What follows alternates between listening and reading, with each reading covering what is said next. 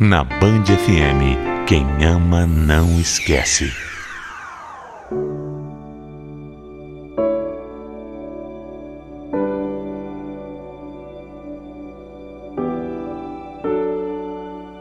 Existem amores que são amores da nossa vida, mas não são para nossa vida. Mas quando será que é hora de se convencer de que não vale mais a pena insistir nisso? Quando é hora de falar pro coração que aquela história, por mais bonita que ela seja, nunca poderá ser vivida? A minha história com o Pedro começa quando eu ainda nem sabia o que era o amor. A gente se conheceu ainda na barriga das nossas mães, que sempre foram muito amigas e engravidaram ao mesmo tempo. Desde criança eu me lembro do Pedro na minha vida. A gente brincava junto desde bebê. Nossas famílias viviam na casa uma da outra. Nós viajávamos juntos, passávamos Natal juntos e até na mesma escola a gente estudava. Aí, o que na infância era só uma amizade, virou algo mais do que especial quando a gente começou a crescer. Foi no Pedro que, aos 12 anos, eu dei o meu primeiro beijo na boca. Mas como nós éramos muito novinhos na época, não passou disso. E por essas coisas do destino, logo depois ele e a família acabaram se mudando de estado e foram para o outro lado do Brasil. Apesar das nossas mães ainda se falarem por telefone às vezes, eu e o Pedro nos afastamos completamente. E eu fiquei anos sem conseguir falar com ele. Quando eu tinha uns 18 anos, o meu irmão mais velho se casou. E como, apesar da distância, minha mãe ainda era muito amiga da mãe do Pedro, ela convidou todo mundo para o casamento do meu irmão. E eles vieram. Nossa, Ana Luísa! Oi. Quanto tempo? Eu acho que, sei lá, uns 5, 6 anos que a gente não se vê? Pois é, faz tempo, né? Mas que bom que vocês puderam vir de tão longe, né? Eu fiquei muito feliz também. Tava com saudade daqui. E como eu tô de férias, eu vou aproveitar para passar uns dias também. Legal. Mas eu nem conheço mais ninguém por aqui, né? Ah, se você quiser, pode sair comigo, com os meus amigos. Você vai gostar deles. Sério? Claro! Pô, legal, ia ser muito legal. Foram 2 semanas que o Pedro ficou na cidade e eu me apaixonei perdidamente por ele. O que a gente tinha tido no passado, apesar de especial para mim, que já foi o meu primeiro beijo, tinha sido só uma coisa de criança. Mas o que eu estava tendo naquele reencontro, sei lá, era muito diferente. Ali a gente já era mais velho, já tinha outros interesses, outros desejos, e a gente acabou se encantando um pelo outro.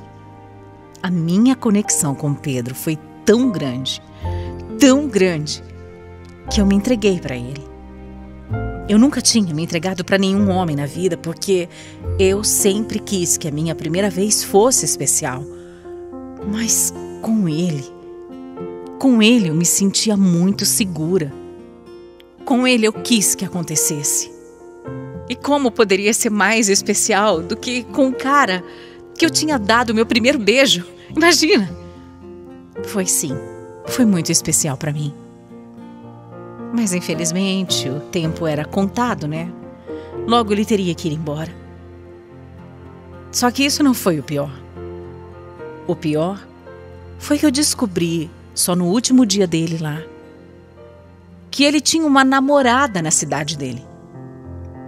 Eu já estava completamente apaixonada, completamente envolvida, imaginando 1000 formas de repente, manter um relacionamento mesmo que à distância. E sei lá, de repente ele vem, abre o jogo e diz que já tem alguém. Eu fiquei destroçada. Como é que ele pôde fazer uma coisa dessas comigo? Me enganar, me iludir, fazer com que eu me entregasse. Olha, ele foi tão sujo, ele foi tão cruel. Eu achei que ele tinha sentido alguma coisa especial por mim, assim como eu senti por ele. Mas não. Ele não sentiu nada.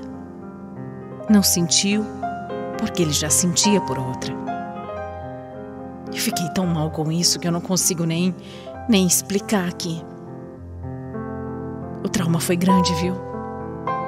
E por mais de 3 anos, eu não fiquei com mais ninguém na minha vida. Ninguém. Eu nunca mais falei com o Pedro. Nem sabia nada dele. Mas também eu não queria me envolver com mais ninguém para não correr o risco de me machucar de novo. Aí depois de um tempo eu fui relaxando. Eu até conheci uma pessoa bem legal com quem eu namorei por um tempo. Mas para falar a verdade, ele nunca me fez sentir aquelas borboletas no estômago, né? Era assim que eu me sentia com o Pedro. Anos já tinham se passado e mesmo assim, só de pensar nele, eu ficava mexida demais. Acho que foi por isso que aquele namoro não durou muito. Nem aquele, nem outros que eu tive depois disso. Sei lá, ninguém conseguia ser a pessoa, sabe? Ninguém. Nessas, eu fui vivendo a minha vida assim. 10 anos se passaram. 10 anos desde aquele encontro traumático com Pedro. 10 anos desde que eu tinha me entregado para ele e ele tinha partido meu coração.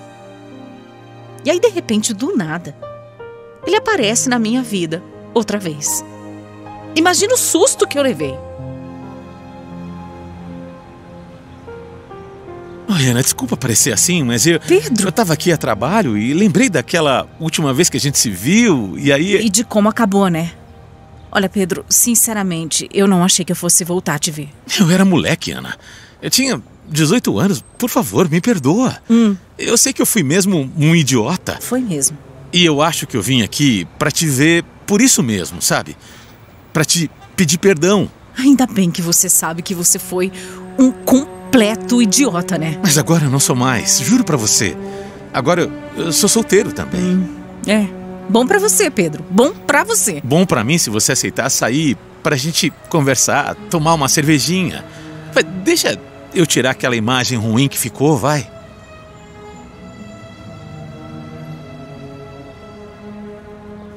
Ai, aquelas borboletas de novo. Que ódio, que ódio! Como eu queria poder dizer não. Eu queria falar não para aquele convite. Mas as borboletas no estômago não permitiram que eu recusasse sair com ele. Eu aceitei sair com ele já sabendo que ia dar problema, eu sabia. Sabendo que eu ia correr o risco de me apaixonar de novo e sabendo que ele ia ter que ir embora. Porque não era ali que ele morava. Mesmo assim eu fui. E eu fui. Fui e foi exatamente como eu já previa. Para resumir, nós tivemos uma noite incrível. Parecia que cada vez que a gente se encontrava de anos em anos, era ainda melhor, porque cada vez mais a nossa sintonia era maior. Dessa vez eu já era uma mulher de quase 30 anos, mais experiente, mais segura. E ele, um homem vivido, né? A nossa química foi perfeita. E eu não tenho dúvidas de que aquela foi a melhor noite da minha vida. Eu não pensei em como ele tinha me magoado no passado. Eu não pensei que a gente não se via há 10 anos. Eu não pensei que no dia seguinte ele ia embora. Eu não pensei. Eu só queria estar ali com ele. Só isso. Eu só queria viver aquele momento. Mas depois, ele foi mesmo embora. E eu fiquei. Fiquei totalmente apaixonada de novo. Será que a minha vida ia ser sempre assim? Eternamente esperando de alguma forma que em algum momento ele pudesse voltar para mim? Era angustiante demais isso. Eu tinha que viver. Eu tinha que encontrar alguém que ficasse, que permanecesse na minha vida. Mas o que adiantava a minha cabeça saber de tudo isso se o meu coração não obedecia? Meu Deus, eu me esforçava tanto, mas tanto. E mesmo assim não conseguia sentir nada por ninguém. Nada que durasse, pelo menos, nada. De alguma forma era sempre o Pedro.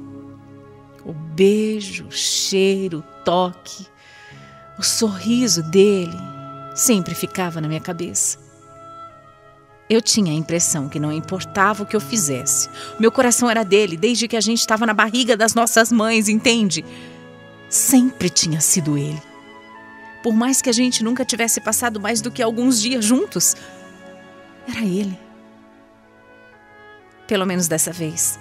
Apesar dele ter ido embora, a gente trocou telefone e continuou se falando direto. E aí eu nem sei se foi melhor ou se foi pior, porque eu me apaixonei ainda mais, né? A gente conversava todos os dias, o dia inteiro. Sobre a vida, sobre os planos, sobre tudo. Eram conversas profundas, conversas íntimas mesmo. Conversas que me deram ainda mais certeza de que o Pedro era minha alma gêmea. Mesmo tão longe, eu sentia a presença dele comigo em cada conversa que a gente tinha. Ele era minha alma gêmea. Eu sabia disso, eu acreditei nisso. Mas eu me iludi mais uma vez. Depois de dias e mais dias de tantas conversas, de tantas intimidades trocadas, de tanto carinho, o Pedro acabou com os meus sonhos. Oi, Ana. Oi, Pedro. Eu preciso te contar uma coisa. Conta, o que foi? Sua voz não tá boa hoje. Então, eu preciso te contar. Eu vou ser pai. O quê? Peraí. Agora vai, fala sério, o que foi? Conta. Eu não tô brincando. Eu vou ser pai. Como? Como ser pai? Pai de quem? Pai como? A minha namorada, ela tá grávida e eu... Que namorada, Pedro? Eu precisava te contar, é isso. Desde quando que você namora, Pedro? Há bastante tempo, Ana. Há bastante tempo eu não fui 100% sincero com você. Mas agora eu não posso esconder, eu tenho que te falar. Eu vou ser pai.